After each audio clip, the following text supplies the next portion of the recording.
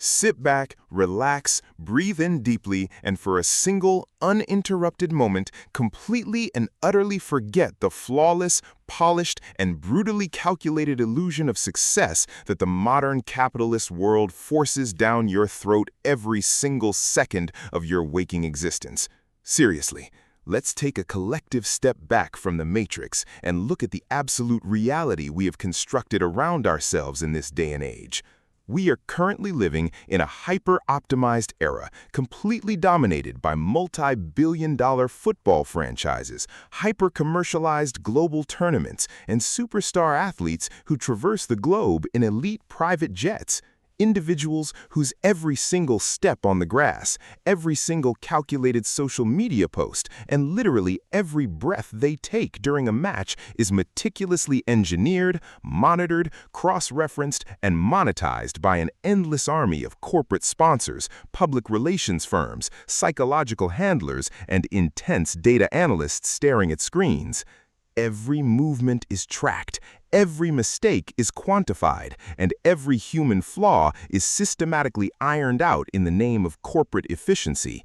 And then, on the exact opposite side of this massive clinical cultural spectrum, think about ordinary, everyday people. Think about the working class. People who wake up every single morning to the piercing, soul-crushing sound of a digital alarm clock, rushing through exhausting traffic just to survive, just to pay off their endless monthly credit card bills, and dedicating 1/3 of their entire earthly existence to a corporate job they probably don't even care about, just to keep a roof over their heads. In our modern, strictly structured society, these two completely different worlds are never, under any circumstances, supposed to cross paths, right? The system explicitly tells us that greatness belongs only to the elite, to the genetically optimized, to the hyper-trained, and to the astronomically expensive. But not too long ago, right on the grandest, most intimidating, and most prestigious stage of the World Cup, something happened that completely shattered the absolute boundaries of human logic, leaving the entire global establishment paralyzed in pure, unadulterated disbelief. On one side of the pristine, perfectly manicured pitch, you had the most disciplined, the most expensive, and the supposedly invincible empire of a world-class national football team, a team built on infinite financial resources, advanced cryogenic training facilities, and flawless tactical synchronization that resembled a military operation.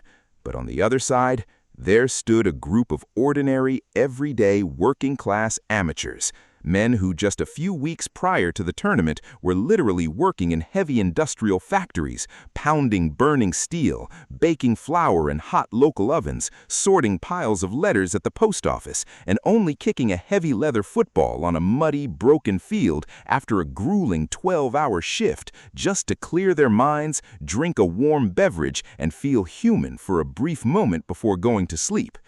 It is genuinely hard for the modern mind to comprehend, but when these ordinary men actually stepped onto the grass of that massive, blinding stadium under the roaring lights of 90,000 screaming fans, there was absolutely no fear in their eyes, none at all.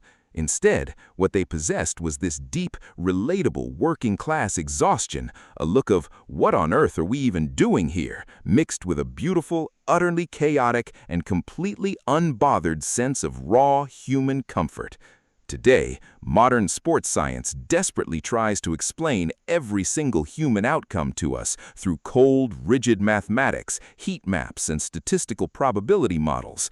They constantly lecture us about precise running distances, lactate threshold metrics, and advanced sleep quality algorithms.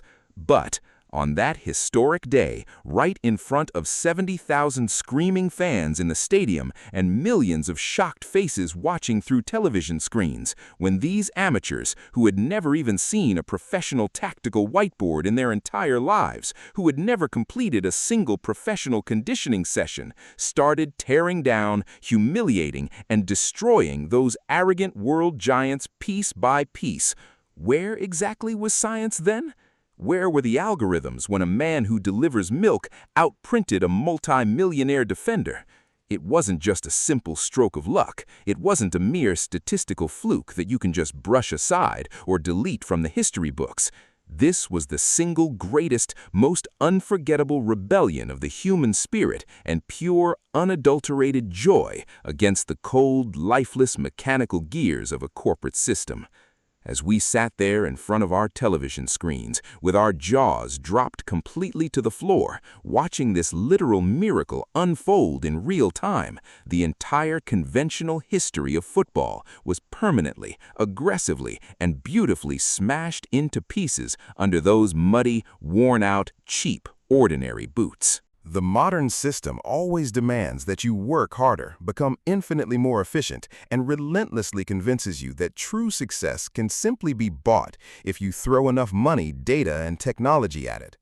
And let me tell you, this mindset is the single biggest, most dangerous, and most soul-crushing trap of modern industrial football and society as a whole. They force us to believe that without billion-dollar training squads, without executing robotic, computer-like passing sequences, and without sacrificing your sanity for the sake of optimization, you are fundamentally destined to fail, to be forgotten, and to be left behind in the dirt.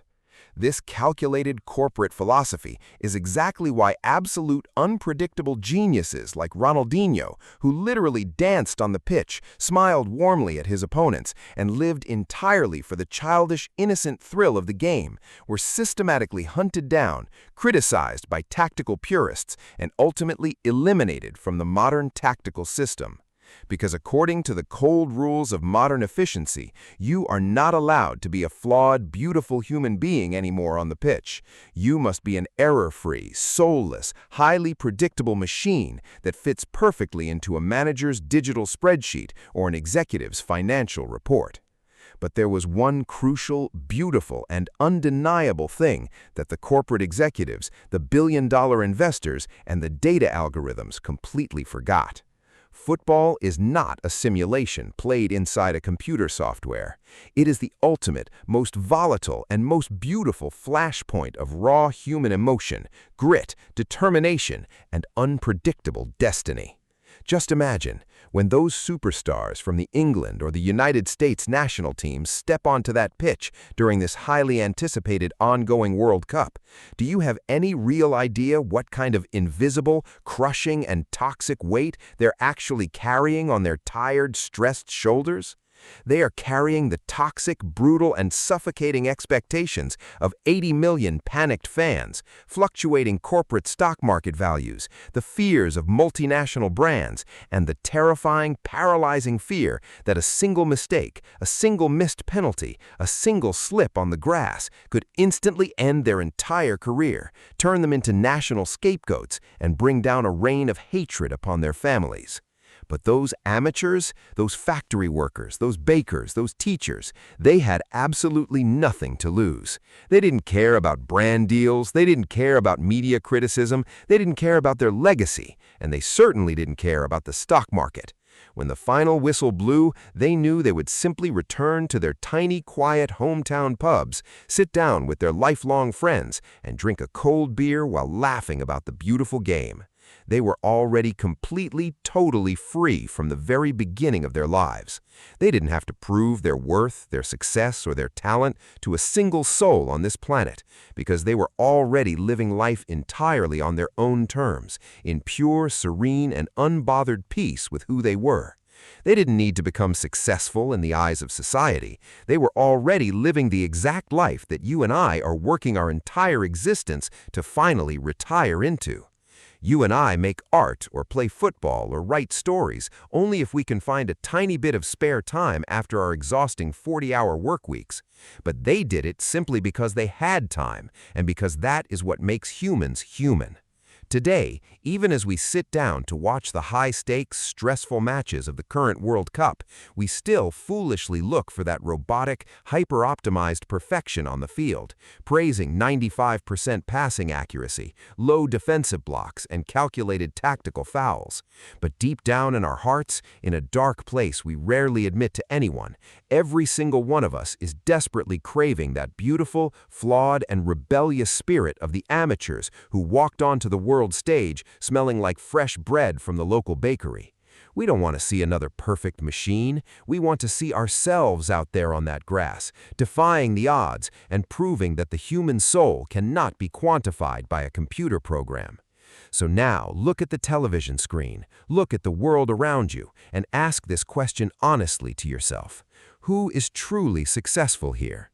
Is it the anxious, stressed-out robots trapped inside those billion-dollar golden cages? Or is it the ordinary people who have absolutely nothing to prove to society, running on the pitch solely for the sake of their own freedom, their community, and pure, unadulterated happiness?